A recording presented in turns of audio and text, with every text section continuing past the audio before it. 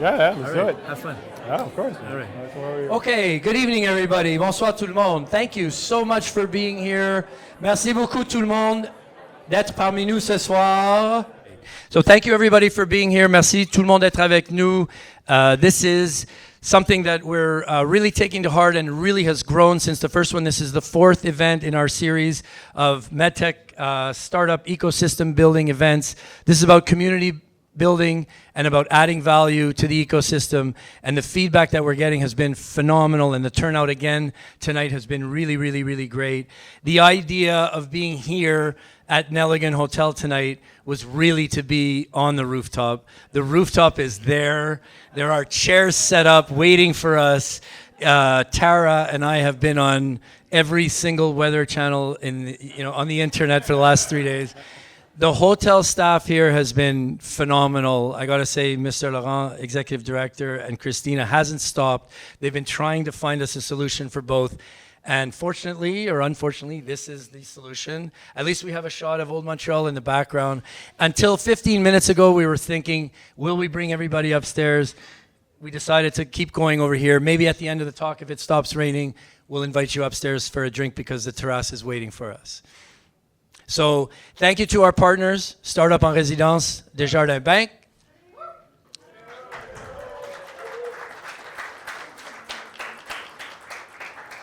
And of course, CTS Santé.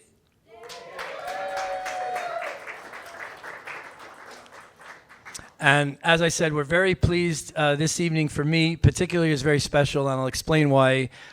This young man to my right is an accomplished startup founder. Right now, he is currently entrepreneur in residence at Menlo Ventures.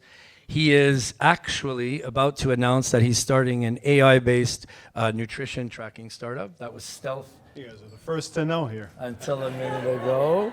Rami is a startup advisor. He's an investor in Ottawa, but not limited to the area, of course. He mentors and he supports founders. But the real big story when I met Rami was he was running a wonderful company in health and fitness with a lot of personal interest in health and fitness.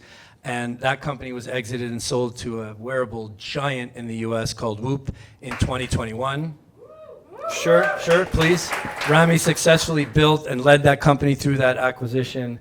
He became VP product, as founders tend to do. I think on day 366, yeah, exactly. Rami got going, and he's been doing phenomenal stuff. We're extremely, extremely lucky to have him here and thankful. Please welcome Rami Alhamad. Thank you. Can everyone hear me well? Come a little closer, probably. Can everyone hear me well? Yeah. I gotta get really close here. All right. All right, so Ram, we have here, there's a lot of startup founders in the room, for sure. People cut from your mold, of course, and former colleagues that you would have a lot in common with, I'm sure. There are ecosystem partners, accelerators are here, investors are here. There are banks. There are advisors, and everybody here sleeps and showers and breathes how to exit a startup. And all we want to know is what you did and how you did it. So maybe tell us about Push. Yeah. Tell us about the origins, what it was in the beginning. Maybe, I'm sure most people here don't know Push. Yeah. Or maybe they do. Maybe they looked it up. But why don't you start by telling us about Push? Sure, yeah, that sounds good. Can everyone hear me well? Just want to make sure. All right, awesome. So let's start with the story of Push. So back in, maybe I'll tell you a little bit about me actually, just to start. So I'm a lifelong techie. I studied mechatronics engineering at the University of Waterloo. That's kind of the area where I grew up in. And the one nice thing about mechatronics engineering is you graduate being jack of all trades, master of none. So I knew a lot about sensors, I knew a lot about software, I knew a lot about mechanical, but not particularly good at any of single one of them to really take it to the next level. But the good news is with that kind of knowledge is you get broad, a lot of breadth, which is really helpful when it comes to startups. So around 20, I'm going to quickly fast forward through a couple of years here of me starting off in engineering roles, ending up more in product roles, to 2013. Let's actually take you know what, I'm going to like just kind of almost like a DJ here, just keep turning it back a little bit. So I'm going to take it back one more year. In 2012, I was really inspired to start Push. And the reason for that is because I started seeing around me all these different wearable companies come up. I don't know if you remember Jawbone.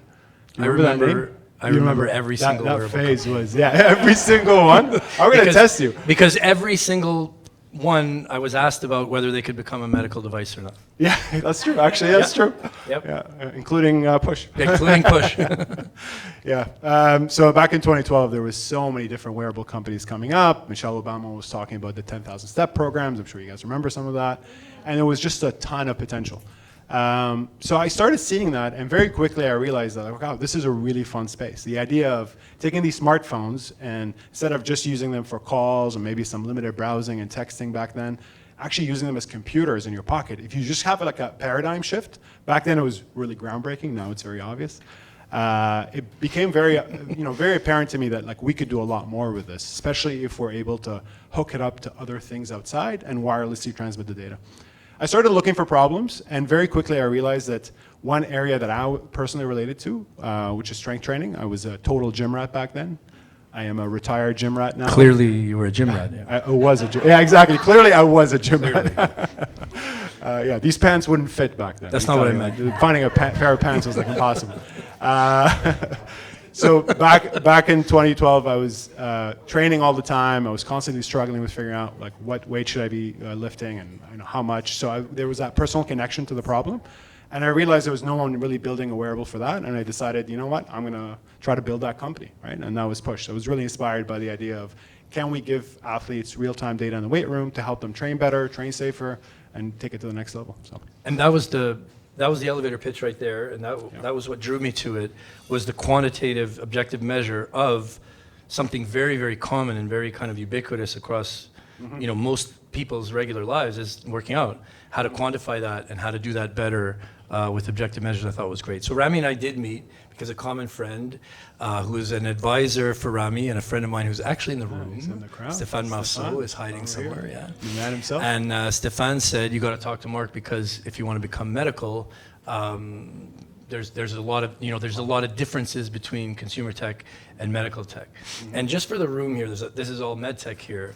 We're going to draw some parallels between the kinds of things you did and the kinds of things we need to do in MedTech because of course it's unregulated, but it's kind of health adjacent, it's health and fitness, and there are some amazing parallels. But what drew me to the company was that, really the application. So that's kind of my first question is, and I think I know the answer, but it's so important for me, and I think it's going to be important for everybody. What was the real value, that you thought Push would be adding? What was the key differentiator? And then I have all kinds of corollary questions like, did you stay focused? Did it change? How many times did you pivot? How did you know how to pivot? But kind of to start that conversation, what was the key value, and what did you think Push would really, really do for the consumer and for potentially pro sports and other interesting contexts? Yeah, and honestly, I think a lot of this is biased by hindsight bias, like naturally. So I'm telling you a lot of things that maybe back then I didn't fully was aware of, but I maybe at a gut level I kind of understood. And I think probably the most important takeaway here for the founders is I really worked back from the problem. So for me, on a personal level, I was trying to figure out like, okay, I'm in the weight room. I'm trying to figure out what training program I should follow. I'm hearing all my friends either getting injured or recovering from injury. What is going wrong? And I started thinking about it from that kind of base level, right? Of I don't want to use first principles because that's such an abused term at this point, but that's basically it. Like I started from, okay, the problem is we need to understand how to train better. What are people? And then I immediately started thinking like, okay, what is the latest and greatest in science around that? So I started reading literally Google Scholar, like sports science papers, trying to understand what are the metrics that are being used, how are Olympic athletes training. I figured if they must have figured it out, right? And lo and behold, I discovered this whole world of sports science and data that's available, but only to the 0.0001% at the Olympic level. So my mission became, okay, they're using this extremely expensive technology, very cumbersome, very bulky, to capture this valuable data. They've been doing it for 20 years. The method, by the way, is called velocity-based training. Now it's gotten much more well-known. I decided that, okay, if they're doing this, I'm going to try to figure out a way to make it at a fraction of the cost and make it much more easily interpretable, because people on the street, people in the gyms, on everyday gyms, don't have a PhD in sports science. And that was basically the mission. Take validated metrics that have been used, make it much more easy to access on a regular basis. And let me add a layer, because for me, it's, I say to anybody who'll listen, it's not about the tech. Yeah. Because at the core of this, we're talking about a wrist-worn accelerometer. Oh, yeah. Right? I mean, Yeah. super By design, yeah. Super basic tech. Super simple. The value is not in the tech. No. And this is a parallel that I'll draw to the medical space. It's really about the clinical application or the clinical workflow integration or the KOL adoption. In your case, it's about the use case of working out, but also of adherence. Like, if you get it, I used to say this all the time, and now it's been a while, but a very high percentage of wearables are thrown in a drawer in a very short period of time. Absolutely. People aren't talking about wearables anymore, but I used to throw out those stats all the time. Yeah. Apps are downloaded and uninstalled within 15 seconds, right? So it's a wrist-worn accelerometer. They're a dime a dozen today. What was the real core value that you built in to get what I think is the holy grail of all of this, is adoption? Yeah. So you're absolutely right, by the way. And by design, I tried to keep the hardware super simple. Right. Being a hardware startup in Canada, for any of you here that are trying to do this or are doing it, it's can I swear here? Or? No. No? No? No. No. All right. No. Okay, sure. It's effing hard, all right? Okay, it's that's bleeping fair. hard, whatever. I thought bleeping you were going hard. to say something, and I was going to say it's a lot worse than that. It's a lot worse Yeah, than that, that's pretty exactly. bad, yeah. There you go. It's really hard. So you want to, whatever capital you're able to raise, you want to be extremely efficient using it. And the last thing you want is to get stuck with this long development cycle for very, very advanced hardware, unless you're capitalized enough to do it, right? Like it's a big challenge. So for me, I kept the hardware super simple. I tried to focus a lot. Very early on, when I first shipped the product, the first few months, I learned the hard way from customers that it's all about retention. It's all about how do you integrate it into their workflow. It's not about the data, no matter how valuable you think it is or how valuable they tell you it is. It's really about how can you make it super accessible for them on a daily basis. How can you get them to wake up in the morning and think, I should use Push? That became my number one obsession, is just thinking about how do you integrate into their I can't tell you how critical a point that is. I'm always going to tie it back to MedTech. Yeah. If there isn't a need in the clinical space for the application, but also a way to easily integrate it into clinical workflow, it's dead in the water. What you're talking about is the everyday person waking up and saying, what do I do today with my Push? Again, it's extremely difficult to achieve that. Keeping the tech simple, let's go back. So how many are you? How much money do you have in the bank? And how are people telling you, who's telling you tech? Are you sure you want to build tech? Why don't you build an app? Like, how much money are you saying when you say, I want to keep capital low? What are we talking about? Like, how much are you running with those first few years with how much staff? Yeah, so in terms of fundraising milestones, the first key milestone was getting into a startup accelerator. At the time, Mars in Toronto had a Jolt accelerator program. It's very similar to a lot of the programs that are available now. So got a little bit of cash, I think it was $50K. We used that mostly to prototype, didn't pay ourselves salaries. It was a small group of us at the time. And we spent that year really trying to use that capital as efficiently as possible to create some signal for the market, for mostly investors, to be honest. Like, we wanted to build something, we could show it to customers, and then take that, whatever reference we get from the customer, to put it in It's front about of getting to that investors. milestone and keeping them alive, right? Yeah. So we did that. It took about 10 months to kind of iterate, build some really rough-looking prototypes. And then we showed it off to a few customers. We managed to do a really lightweight crowdfunding campaign that actually helped us. And then towards the end of that year, we got into a program called the Creative Destruction Lab, Of course. based out of Rotman. CDL, and CDL, which is a really well-known program, and there was a ton of super angel investors involved, and that helped us get our seed round going. So we raised about 1.3 million for that first. How many round. people working for you at that time? We were 4. Making hardware? Contracting a lot of it out. Okay. Yeah. The hardware part was being contracted out. Okay. The design, the mobile app development, we kept in-house. Okay, so at this point, you have a bit of a foundation. You've got an MVP, it's working. You've got a little bit of traction. Now you're being challenged on strategy. Yeah. It's very much startup. It's nowhere near scale up. You're not a market. Yeah. But we're saying to you, okay, now what, Rami? Yeah. Who are you bringing to the table?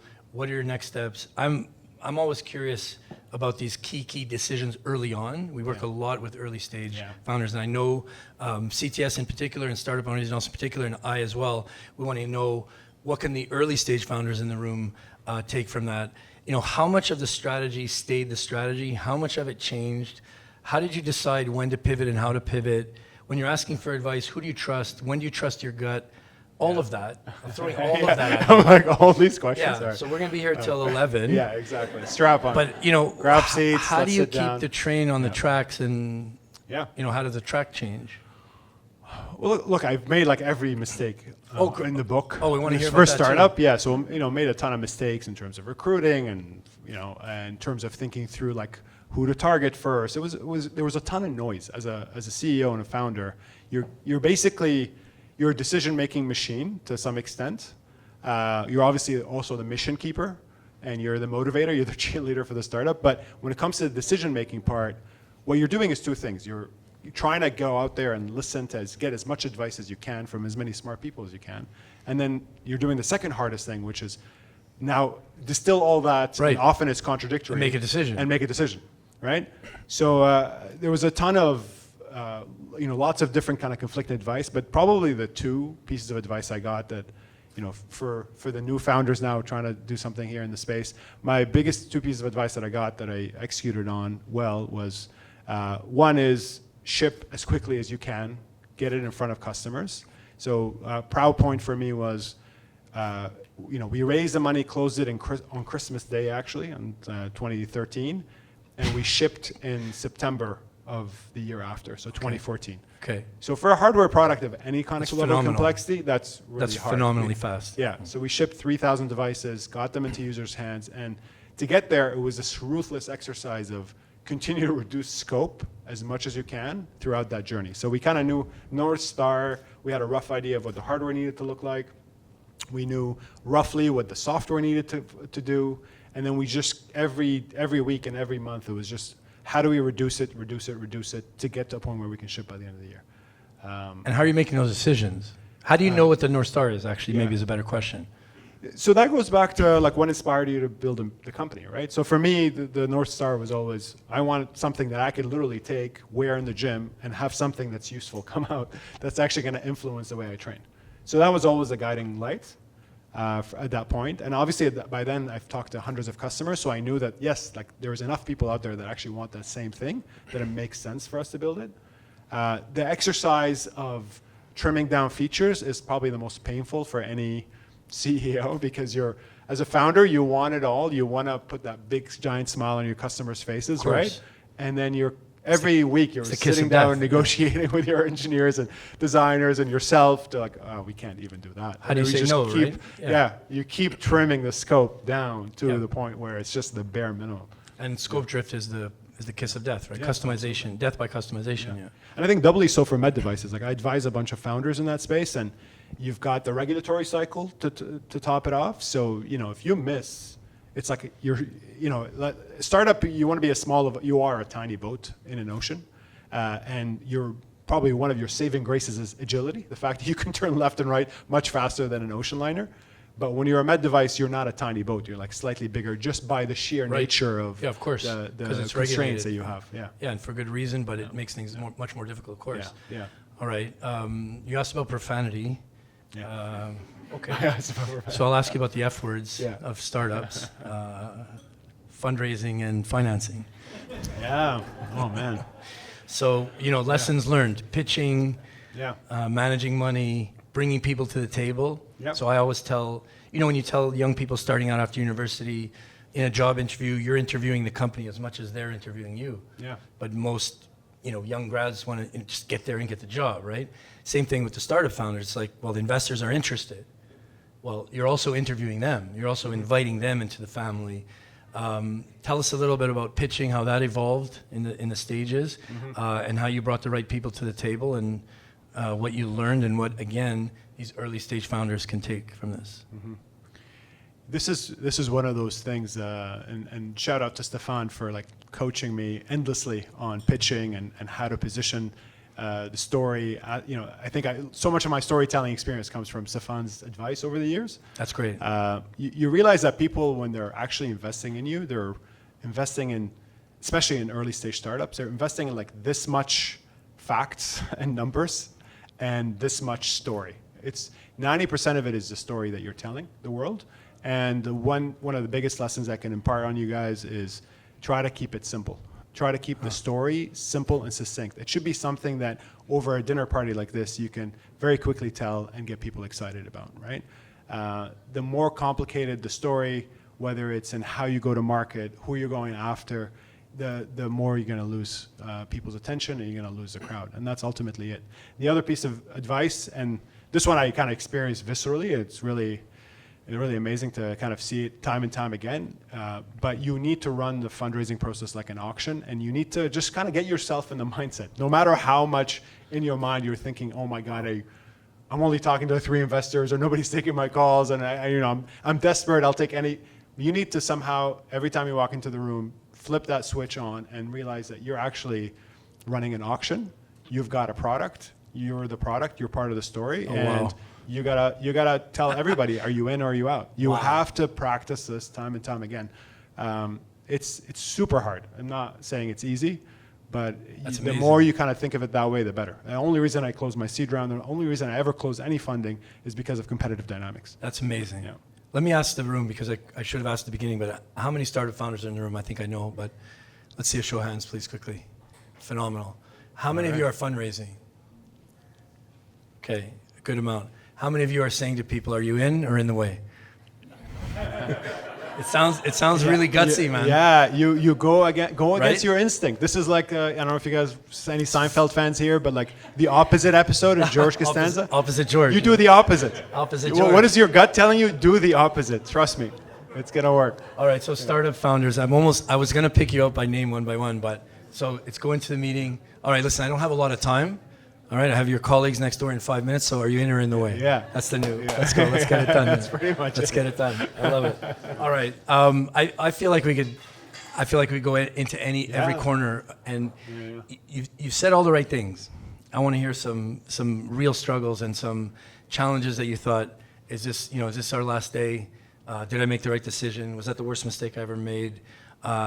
Give me the best one where you exceeded what you thought you could do, and the worst one where you thought you failed miserably. And you didn't. And the next morning you thought, how do I recover from this? I want both, the best ones and the worst ones. All right, let's start with the one with a happy ending, and I'll remember. I'll try to dig Well, up. they both have a happy ending. Yeah, That's they're a both good happy. thing. Yeah, exactly. I think the COVID was. I have an insane story to tell here. So we literally had. So the journey with Push was. My initial vision, going back to what I was telling you guys, was to try to build something for me, right? So the concept with Push was always to be a B2C product, to actually eventually get into consumers' hands. One thing you realize as a startup founder is that you're setting out in this ocean, and you kind of react to the way the waves take you to some extent. And you have to be humble enough to accept it. So very early on, when I shipped the product, I realized coaches were buying our technology, personal trainers were buying our tech, and we had physiotherapists buying our tech, and then consumers were buying it but abandoning it very quickly. So I realized that the technology wasn't in a good enough state for an average consumer to pick up and use. So had to pivot the business and really focus on B2B. How long in did you come to that realization? This was a dark period for sure. So we shipped in September. I celebrated to no end the fact that we got 3,000 units out. 3,000 units. 3,000 units, yeah. That was a level of pre-orders that we built up over Phenomenal. time. Yeah, it was good. It was good for first year out the gate. That was really good. It was actually surprisingly split 50-50. We had roughly about 1,500 consumers and 1,500 mix of kind of more enterprise or B2B customers. And very quickly looking at usage stats, I could tell. And the feedback we were coming in. The coaches were throwing 1,000 feature ideas at us, and consumers were just impossible to get a hold of. Even, right? So very quickly I realized okay, we've got a market here that's picking up, and we need to just double down. So actually, you know what? Let's talk about the kind of a mistake story here. Sure. So I spent September that year to September the year after banging my head against the wall trying to run a dual business model business where I literally would go on our website and it was like trainwithpush.com, and it had an athlete section and a coach section, and I was trying to tell the story of Perfect. consumer and B2B. Was 2 apps or same app? Same app, but tried to like somehow make it work for both. Right. And it was can I swear again or not? Go ahead. A clusterfuck. It was a disaster. All right. Gleb will- highly recommend you do Gleb not will try to edit do that one out. Yeah. You have to fix it in post. It's all good. But it was a disaster. So the hard point, and I realized it was actually a couple of like really interesting aspects of this disaster that I didn't appreciate going in. I thought that the really bad part was just the fact that I'm confusing my customers. But I realized after the fact that I was actually confusing my team. Phenomenal. And course. that part was super challenging and super expensive. I lost some good people in the process. And I realized very quickly that for me to even keep the company going internally, we needed to have a very clear North Star. We needed to have focus. I'm sure some of you probably started in technical careers or not, but you've worked at companies and you know exactly when that sense in the company where people are lost and like we just don't really know where we're going. It's a painful moment. And I realized that, a year in, we were just treading water, not really sure what we're doing. So I had to make absolutely a hard decision of saying, we're not doing B2C, we're going all in on B2B and just make the business grow. A data-driven decision, though. Yeah, exactly. Yeah. Right. Yeah. And what are the and a advisors? survival, to be honest, decision also. And what are the advisors saying? The advisors, it was a bit of a mixed bag. The founders' advisors, right? Going back to Stefan, not to give him too many shout outs here, but truly, like, it was just incredible to have him on our side at that time. It was, live to fight another day. Like that was the message, right? So like, okay, you've got traction here, you've got signal, just go for it. Like, keep building the business. You live, and then you'll be able to figure out a way to maneuver.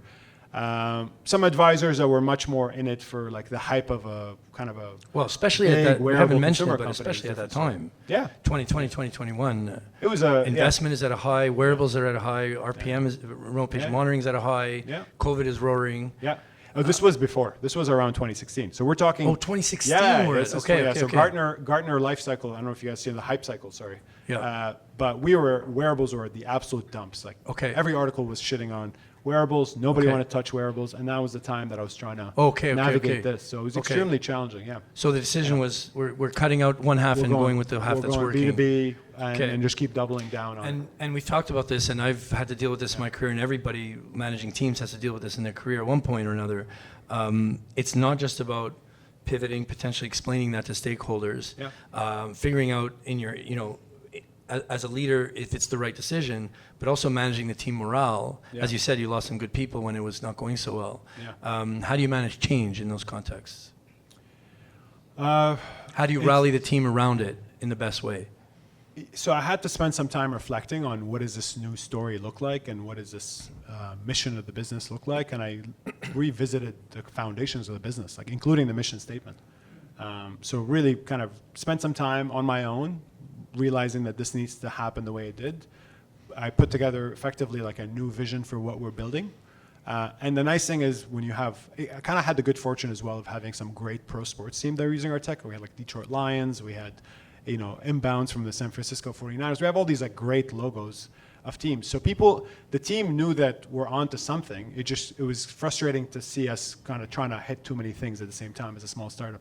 So when I came out and basically put together this vision, very quickly people got energized by the potential because it was compelling. Yeah. Okay, so it made sense. It was core, Yeah. and you were able to sell it easily because it was inspiring and it was the right decision essentially. Yeah. Yeah. How do you isolate yourself from all that noise and the day-to-day? Because there's a lot of the noise comes from internally, right? There's a lot externally, but there's a lot internally, just doing and reacting. How do you contemplate difficult things and make difficult decisions like that? You have a routine, you have a thing you do? Oh man, early on I had all the wrong routines, you know? Including my first year. I remember picking up smoking. Like I started smoking. Imagine you're working in sports tech and you're smoking cigarettes. Because it's very stressful. At night by yourself because you're so freaked out. So like a year and a half in, I'm like, what the hell am I doing here? Like I started this thing, and I remember joking to my girlfriend at the time, now wife, telling her like, hey, worst case, I'll be really fit by the end of this experience, right? And I'm like smoking cigarettes. I'm like, the dissonance was just way too painful. And luckily, I picked up running pretty quickly after that. Okay. And I started reading a lot more about meditation. Stefan, again, was actually super helpful in thinking about more like mental health and like mindfulness, thinking through like not just the quality of the decisions you're making, but like the mental state that you're in when you're making those decisions. Well, it's and giving tremendous. yourself space. Yeah, of course. Yeah. So honestly, it became like a combination of things. I'm much better at it now than I was then. So now I know if I have some difficult decisions, go for a long walk, go on a hike. Being in nature is incredible. Runs, disconnecting, giving yourself some space, managing your own energy is incredibly powerful. One thing this is one of the lessons I learned from watching pro sports teams go, is we all have this perception from the outside when you look at pro sports teams that Messi must be like on the pitch every day, constantly training, right? Actually, like watch him in the game. He's barely running. Reality is you have to be very strategic about when you deploy your energy and when you're giving yourself time to recover. And it's exactly the same story as a founder in a startup. You got to manage your own energy levels. If you're just thinking, I'm going to plow through this and put 14 hours every single day nonstop, that's not sustainable. Do you have to spike and go hard for a few weeks? Absolutely. And you need to communicate that to your team, and you need to have like a plan and a mission of how you do it. But then be smart enough to give yourself the recovery time afterwards. And that became really all about it. It's just energy management. Yeah. I remember when we met, I showed up at the office, and the first thing you said, you walked down the stairs, you said, let's go for a walk. Yeah, exactly. And we went on a walking meeting. Yeah. Walk and talks. I've scoured Liberty Village where our office was in Toronto. That was great. Yeah. And we're talking about Stéphane a lot, and I don't want to focus too much on Stéphane, but the idea here is because you keep mentioning him, and because he was so helpful, I guess maybe a question could be, how did you find that resource? How did you know it was the right one, and how did you know to trust him? Yeah, you gotta kiss a lot of frogs. That's the reality. Is you meet a ton of advisors. You gotta get yourself out there and talk to as many people as you can, and some that you'll just click with, and some that you just won't. Right? It really helps. There's no shortcut to it. There is no magic format of finding the right advisor. Right. It's a matter of just giving yourself the space to do it. A lot of times, the way I've kind of been gravitated towards certain advisors was based on a specific burning need that the business had at that point in time. So I had specific challenges with the business. I started connecting with a number of advisors. Stéphane was one of them at that time, based on what I needed to accomplish. And then I realized very quickly through the conversations that there was a much broader depth of conversations that we can have than that specific problem. Okay, so we went down the road of the worst one. Yeah. We were talking about potentially losing focus on everything and then having to make a tough decision. How about the best one? Oh yeah, so going back to that crazy story. So we had, operating Push, by 2020 we had roughly about 150 pro teams on the platform, hundreds of college sports. We basically became like the de facto tool for most professional sports teams. And how many staff on the team at that point? 25 people, yeah. Profitable, in a good state overall. But the big challenge for us was that we were growing at a decent clip as a B2B business, but my vision was always to try to go B2C. So I was constantly trying to figure out how do we do that. And we raised a little bit of money in early 2020 to try to do it. The money was in escrow on March 15th, and on March 17th, 2020, COVID hit. The money got pulled. Of course. Thanks to our Canadian investors for that one. It was great. The money got pulled, and we were all staring at a pretty, nasty picture of what could happen. And at that point, certainly contemplated shutting the business down because I'm like, okay, I guess pro sports teams is done, and like our market is going to go away. But this is where sometimes, there's an element of luck that you have to acknowledge, and luck and some level of preparation. One use case that I identified back in 2019 that I thought could have potential was remote coaching. So our tech was very much because everybody's at home. This was before COVID. Okay, this is 2019. Oh, we're back in 2019. I keep jumping the timeline. I'm following. So 2019, I started seeing that some of the coaches that were using our tech in their facilities were asking me if they can give the tool, or the push band, to an athlete that's traveling. Interesting. And I'm like, okay, there might be something here that's interesting. What if we could actually help you do remote coaching? And we started building out the features, and it just so happened that we had it ready to launch by late 2019.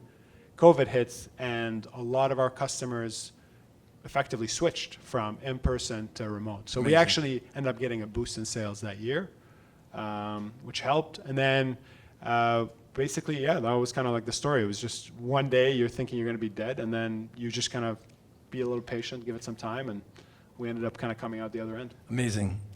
Yeah. in terms of strategy to be, useful to other platforms, we talked about that. We're talking a lot about the B2B and the B2C, and the goal is always to get to the B2C eventually, which is so compelling and massive. But a lot of the value that you built in the company was about piggybacking on existing tech, right? Tell us about the plan to do that at the beginning, how it evolved, and how it led to the big topic, which is the eventual acquisition. Yeah. I think one of the good decisions I made earlier on, again, made many bad decisions, but this one decision was really helpful, is realizing that there was no shot at us raising tremendous amounts of capital early on for a seed company, and recognizing very quickly how expensive hardware is. Basically, we decided to keep the hardware super simple. Right. Right? And very quickly, when you're doing that and you're kind of seeing where's your room to deliver the value and solve the problem, it very quickly became obvious that it's not going to be the sensors, it's going to be the algorithms that are going to help. Right. So we, very early on, me and at the time, he was our director of data science, became CTO over time, we made a good decision where we basically decided that we're going to store all the raw data, even though it didn't really make a lot of sense at the time, store all the raw data very early on. Right. So we just accumulated a giant data set over the span of 7 years, and that became our moat. So we had many wearable companies try to come and eat our lunch, but it was just very hard for them to catch up by the time we exited, because we had 5 terabytes of fully labeled, really kind of robust data sets that allowing we you could to train our build algorithms on. meaningful. Yeah. So the value for us was in the algorithms. Algorithms, If you're of wondering course, what excited Whoop about us. Of course, that's where I'm headed, yeah. Yeah. What excited Whoop about us is it would have taken them years to collect the data and actually build the algorithms to the same level of efficacy. So again, what inputs are coming at you that you're navigating to end up realizing very quickly that the value's in the algo?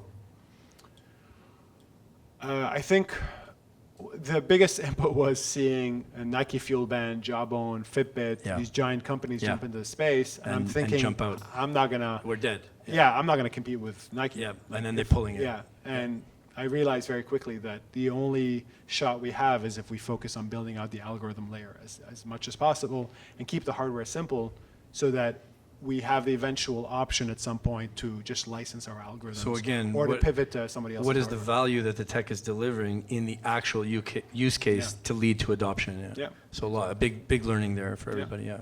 Yeah. All right. So that leads to the big question, the acquisition. I hope everybody in the room knows Whoop. You may or may not. They're the third biggest wearable in the world, only because the first one is the Apple Watch and the second is Google Fitbit. They were valued at $4 billion US a few years ago. Yeah. Did they come to you? Do you go after them? How did it come about? And then I have a whole bunch of other questions, but how did it start, basically? Yeah. So in general, I'm not a huge fan of corp dev teams at big companies, and that was never really like the path that I pursued with Whoop. What happened is when COVID hit, you were talking about it earlier, people were just working out at home. And I very quickly realized that if people are buying kettlebells and using them in their home, they might hurt themselves. They might actually need some level of coaching or advice. And at that point, our algorithms got to such a good point that we could actually just like give you direct, easy recommendations. We could tell you, go up in weight, go down in weight, stop a set. It was pretty much autopilot for training. And it was used by the pros, so I knew it was trusted. I could tell a story around it. So we pursued a dual track at the time. So the one path was, let's see if we can build a consumer business now. We called it Push Athlete. Right. Separate app, separate experience, separate website, completely different story. Very different UX and UI when it comes to the actual product, but the same hardware. And then at the same time I was doing that, I decided, you know what, I'm seeing so many wearable companies take off now. Let's see if we can reach out to some of them and also explore the licensing route.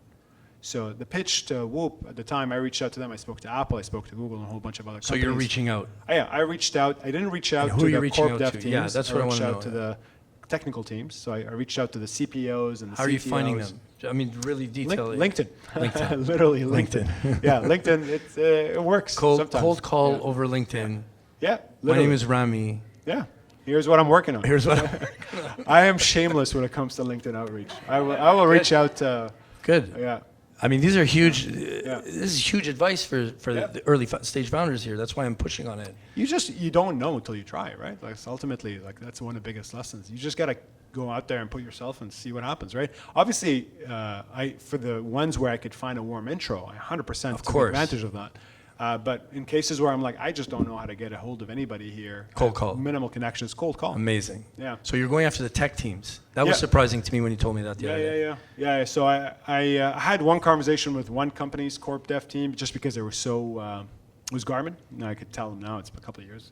And it was just in general, I don't advise talking to Garmin that much. I'm not a huge fan of that company, organizationally speaking. But it was a very stilted conversation, very bureaucratic. And the reality is most corp dev teams are just going back to the tech team. When you say corp dev, you mean the marketing team, the leadership, M&A. CEO? Corporate development. M&A. Yeah. Right So in. big companies have a corporate development team. Okay. Their job is to basically acquire. But they don't know companies, what they don't know what you're talking about. They don't know what you're talking about. They have some loose mandates usually of things they need to watch out for. But as soon as something comes across their desk, they usually, unless it's a clear no, they're just passing it back to the tech team. So you're talking to the anyways. tech team about the value. Yeah. So you have this, we have this, it goes together. This is what our athletes are doing with it. How is the tech team convincing the M&A team? They have those meetings quarterly and they look over these things? You bypass the corp dev team in that case altogether. So the way it worked with Whoop is I reached out to the CPO, had a great conversation. Very quickly we could tell that their roadmap this year and the licensing opportunity is perfectly synced. Great, that's an early positive signal. Treat it like any sale, like okay, like there's clear buyer intent here. Let's take it to the next level. Let's try to meet more people. I managed to get a couple of demos going. I sent them some product to try out. And then I hopped on a call with the CTO, John. And very quickly within the call, he just asked, like, are you guys open to potentially exploring an acquisition? Okay, phenomenal. Yeah. And it just so happened, again, going back to like fundraising and having competitive dynamics, it just so happened that we had another company that was also kind of in parallel, moving along the same exact lines. That one was bigger, it was public. And we basically ran a competitive process that summer to land a term sheet. So it's because you brought up how many you're talking to? Yeah. Over the course of, how many did you talk to over the course of the whole experience? I probably did at least 20 reach outs. Amazing. Got 5 or 6 warm conversations, and then it was 3 that were seriously in the running towards the end, 2 that presented term sheets. Phenomenal. Yeah. Phenomenal. Those are sales numbers. Yeah, that's right. You treat it like a So sales process. You got to talk to 50 to get 20 meetings to get 10 proposals to get right 2 closes. Yeah. Exactly. Phenomenal. So a lot of it is salesmanship, of course, but we all know that salesmanship is only a vehicle to selling the real value, right? Yes. So it's value-based selling. If you didn't believe in it and you didn't know that there was a match there, you know who you're talking to. You're not just shotgunning into tech, right? You're saying they have a gap, this product roadmap is a match. You're doing your homework.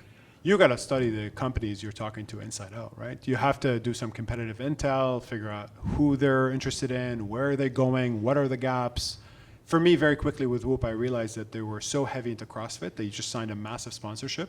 And using their product, I could tell them, like, this product sucks for CrossFitters. So there's got to be an opportunity here for them to see the value. I mean, I can't stress how important that is. Yeah. Again, to go in, deep into the analysis, to know who you're going after, but then the value-based pitch has to be based on something significant. Yeah. It's not about the name. So just like the tech is not about the tech, the name is just the name on the door, right? If I said to Garmin, everybody would have said, "Oh wow, Rami spoke to Garmin," and you didn't have a great experience. No. So it's about fit, it's about value, and it's about driving it once you have that, right? Yeah. I think especially the bigger companies like Garmin is incredibly bureaucratic. So it just took forever to even get, like, there was clearly interest, but when it takes 6 months to get in front of a final technical decision maker, it was just not A waste of not time. gonna work. Yeah. A waste of time. Amazing. Yeah. Okay, so how did it happen? What do you mean? You're in the room with a giant, and you shake hands and you Lots go to of dinner. breathing exercises, I can tell you that. Yeah. Again, who's helping you? Stefan. Stefan? Yeah, again, I'm telling you, man, he's good. He was on our board, so naturally Of he course. was like helping. Yeah, us of course. Yeah. Also had Nigel on our board, who was helpful in kind of, he was the more kind of, he's bull in a china shop approach. Nigel's approach, I love him to death, but that's his approach. So it was kind of nice sometimes to talk to somebody who's just like, tell him F off and just keep going. But ultimately, you got to be pragmatic, so you got to figure it out. Our legal counsel was also amazing. Phenomenal. So how long did the whole process last? took roughly about 3 months, and honestly, till the day, yeah, this is another crazy story. We signed the paperwork. I intentionally didn't tell my parents till after I signed the paperwork. I tell my parents, and then something comes up that completely could nullify and kill the deal. So even after signing the paperwork, Of course. something blew up. Yeah, it's not done till it's yeah, done. I went of on a course. really long run that night, weekend, and long walks afterwards. But yeah, luckily we managed to find a workaround and make it happen. But How are your parents doing? they're doing well. Yeah, they're happy. Yeah, they're happy. They're satisfied. All right. They amazing. still don't know what I'm doing, though. I have no idea. They still don't understand. They still Like, understand. it's doing something. But you're an engineer, so they're yeah, happy. exactly. Yeah, exactly. I'm going to open the floor to questions. I'm sure there's a ton. Yeah. But before we do that, I want to know what you're doing now. Yeah, it's a great time to actually get on stage and tell you guys. So again, you're going to be it's not even LinkedIn official, but you'll be the first to know here. So I took a portion of time last year off. I spent it mostly kind of taking, relaxing, trying to recover after 8 years of startup life, And especially quit hardware smoking. startups. That must have been hard. Yeah. Well, I quit smoking years Oh, right, ago. okay, good. No, I did not sustain that. Running good. and smoking, it's actually They like don't go if together. you want to quit smoking, by the way, running is phenomenal Okay. because you just you hate yourself after smoking because your running sucks so much. It's helpful. Yeah. So what happened is, so I took some time off. I started doing some startup advisory just because I love doing that and talking to founders. I still do that a little bit. But very quickly I realized that advisory is fun, but building is really where I'm at, and that's where my passion is. So I started tinkering. I kind of got super lucky with the timing, obviously, with everything going on with Gen AI. And I started building a couple of prototypes in areas that I found are really interesting. Honestly, like no different than what happened in 2012. It's happening again last year. And then got fortunate this year in connecting with Menlo Ventures. It's a VC firm out of SF. They had a partner there, Sean Carolan, who's really interested in the same topics that I'm interested in. So invited me to join as an EIR. Spent the last 5 months incubating this idea with them. And we're, as of Friday last week, it's green lit, and we got funding to go on the roller coaster ride again and build startup number 2. That's phenomenal. Yeah. It's going to be a wild ride. It's going to be fun. So I'll tell you a little bit about it. I can't share too much yet, Sure. just because it's still stealth. Semi-stealth. But yeah, semi-stealth, exactly. So I'll tell you a little bit of loosely like what we're trying to focus on. And a long story short, the way I kind of think about it is, if you think about, I think we're all at this point very familiar with what's going on in the world of AI, right? And Gen AI specifically. In my opinion, what you're going to see is a reinvention of experiences that we're all very used to across a whole bunch of different verticals. Specifically in the space of health, there is so many opportunities, in my opinion, for Gen AI to transform everything from like in-hospital healthcare workflows to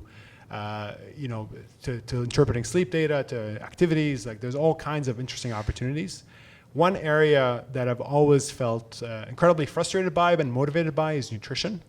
I don't know about you, but like eating well is hard, right? It's not an easy experience, right? I heard some loud You're hitting a lot of notes. here, You're right? hitting a lot of Like, notes, it's a hard problem, right?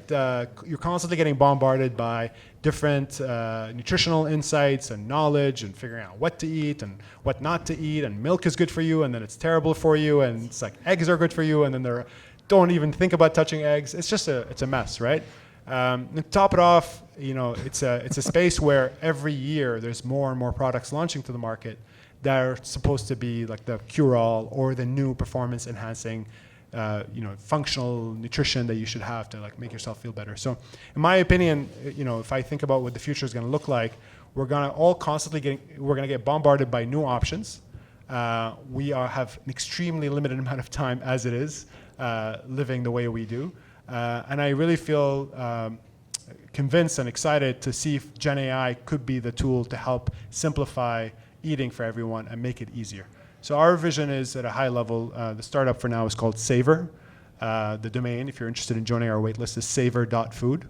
Our vision is to really help use Gen AI to tackle the problem of nutrition, help everyone effortlessly eat well and reach their goals. So that's kind of the loose mandate and mission. It sounds phenomenal, and it's also very individual based. Yeah. Will the AI have an element of that as well?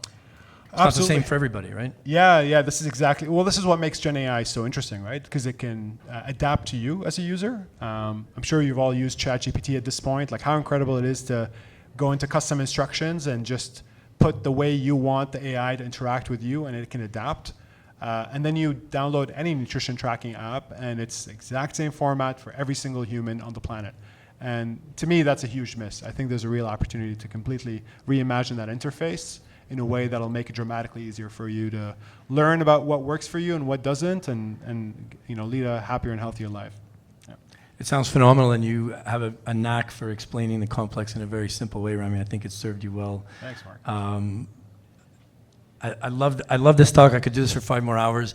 Let's open up the floor to a few questions. I'm sure you have some. And Johan is walking around with a microphone. First one. Amy from Vote. Hi.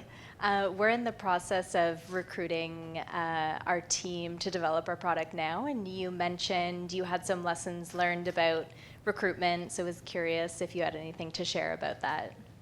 Yeah, well, I'm actively recruiting, by the way, so not to compete with you. I hope we're not hiring for the same roles, but Not the same at all. same. All right. There's AI, but There's AI. All right. Yeah. We got to talk afterwards. In that But case, it's- I want to hear more about it.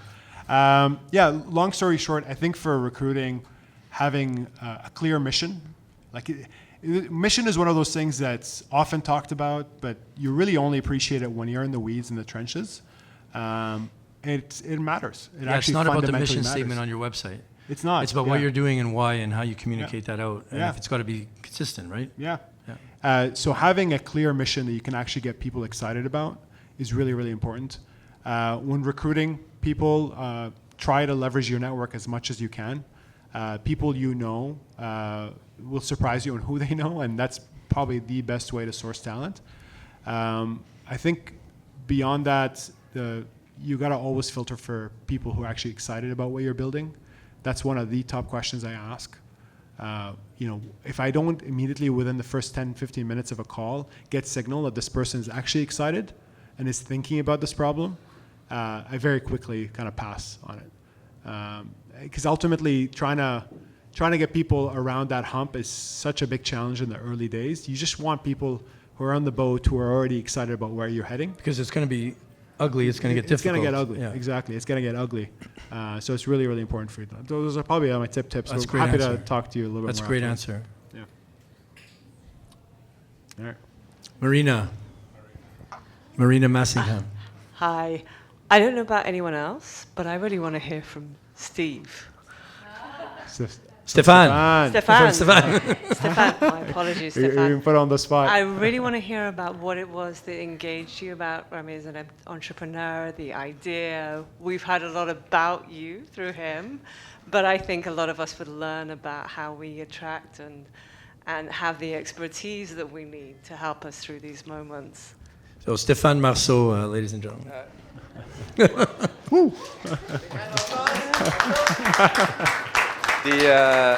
Let me just, it's a little bit of a surprise, Let me just open up by saying nobody should be confused here. Like the absolute infinite privilege was mine Of course. to have the opportunity to work with Rami. And I really mean this from Thank you.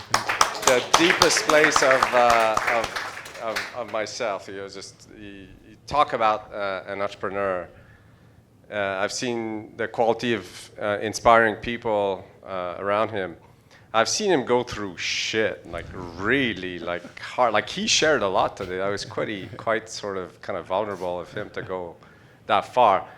He's gone through the ringer, but like just always just this gentle but yet very strong resilience in him. Like keep on going, and eventually everything started to shine and here we go. So I again, that's if there's one thing I want to share, that's this. So in general, one of the things I think I've observed through Rami's journey, in addition to the sort of kind of psychological and ethical and sort of kind of mindset traits, is on a more tactical level, is the shit that he could build with so little money.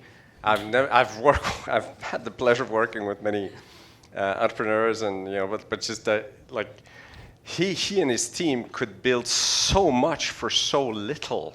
I've never seen anything like this, like and as I told him before, like there's a million criticism on Rami. He's far from perfect, but I gotta say, as an entrepreneur, like just the resilience, not losing sight of where the ball is, the sort of courage to go through it when you see almost no optionality. I've seen him go through this like more than once. But execution, and his team was sticking with, more than sticking with him, they were just kind of fully committed in the hardest passes, and delivering. Hardware is hard. Like, it's I think there's something etymologically about the fact that there's the word hard and hardware. Like it's so true. And he with the level of capital efficiency, and that's one thing. I don't think we can explain this in a form like we could just talk about this. And so, anyways, again, these are my impressions. Fantastic. Thank you, Stéphane. Merci, Stéphane. You're too kind. You're too kind. Thank you. And I can listen. It goes back to being mission driven. So, I mean, there's a huge aspect of what Stéphane just said, that is show up no matter what, right? Mm-hmm. So I could probably ask, what percentage of it is show up no matter what? Like, just get up the next day and keep going no matter what. But I think what I'm hearing is when you're mission driven to that extent, and we just talked about building the team a second ago, bringing in people on the sheer condition that they be mission driven with you, allows you to go through those tough spots and keep everybody rowing, right? Mm-hmm. And honestly, it becomes a cycle. Like, you get fired up by them. Like I remember days when I go into the office and I'm exhausted. I've just been on the road, and I'm tired, and I'm kind of in a state of mind where I'm thinking more negatively than I need to. And then I see one of our engineers building this awesome prototype of this idea, and I get absolutely fired up again. And it's going. So it becomes a cycle. Yeah, amazing. Yeah. And I was surprised to hear that you have so many awful character traits. So we'll talk about those. So we'll talk about we'll save those for after. We'll go up to Taraz, personally, right? professionally, you're a superstar. Yeah, of course. So you sound like a terrible guy personally. Any other questions?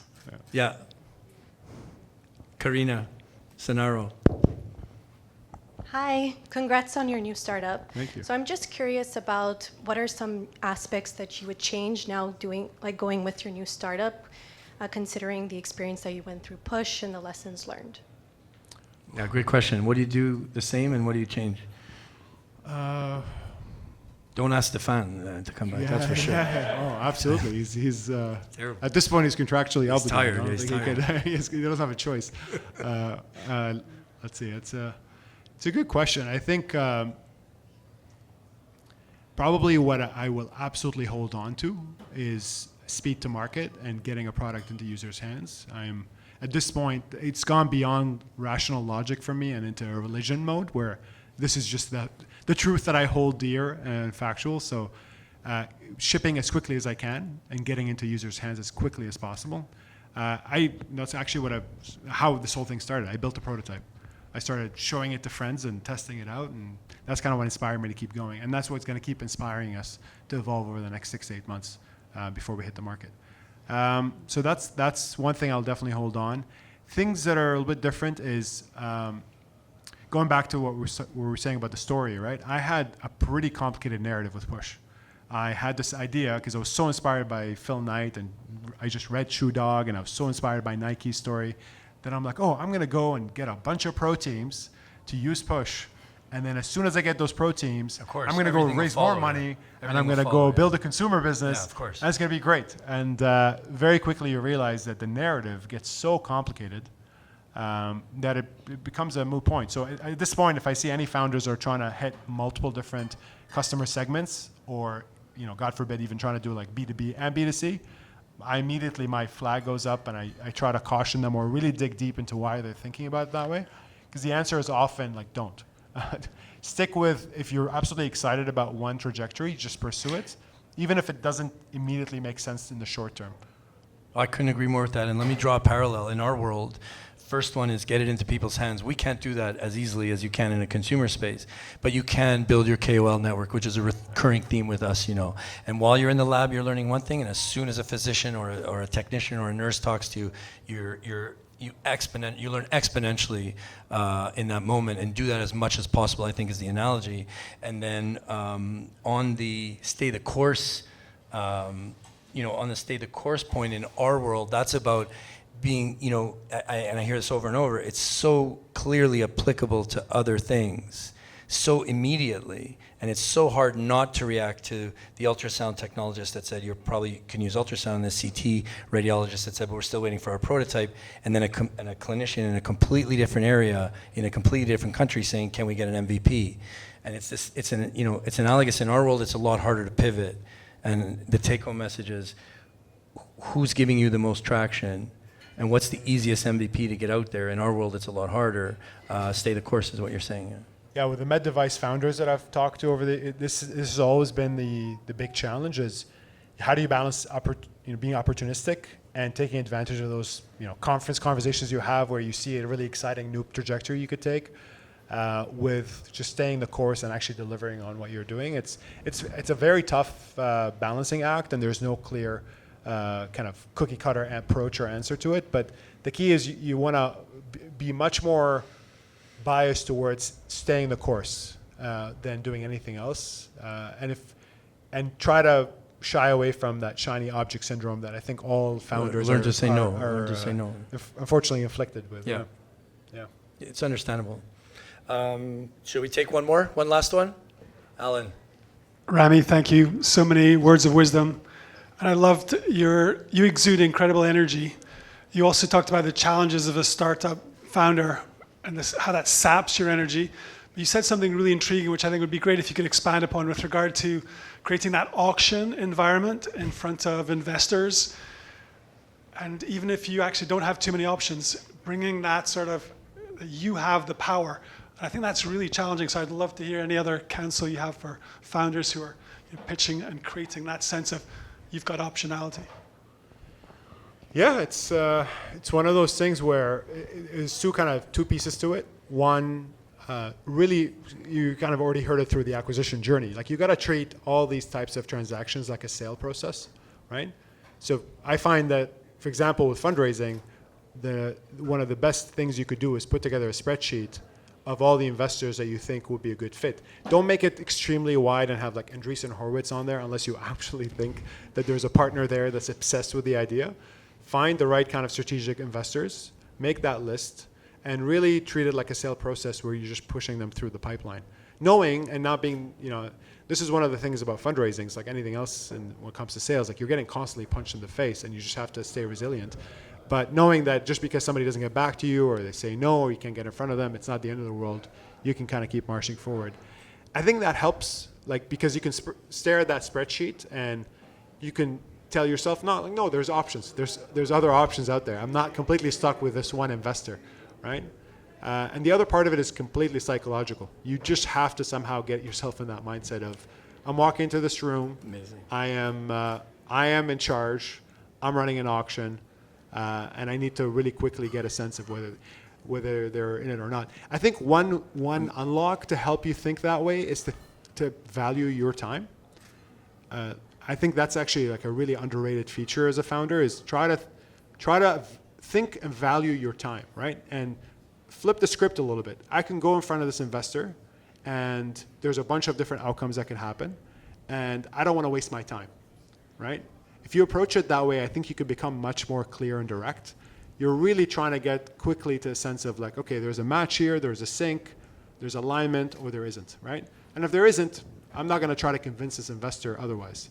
That's probably one lesson from my early journey is I spent way too much time trying to convince investors that were clearly not interested that they should be interested. And if you get a pass or you get a lukewarm reaction, 99% of the time it's a no. So just wrap up and move on.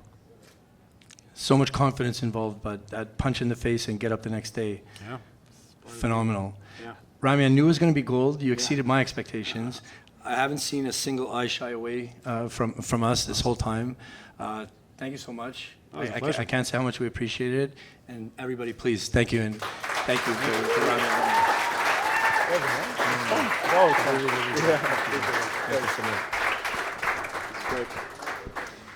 Okay, so we were going to think about inviting everybody upstairs for a drink. I think it's still raining outside, so unfortunately the terrace is officially a dead proposition.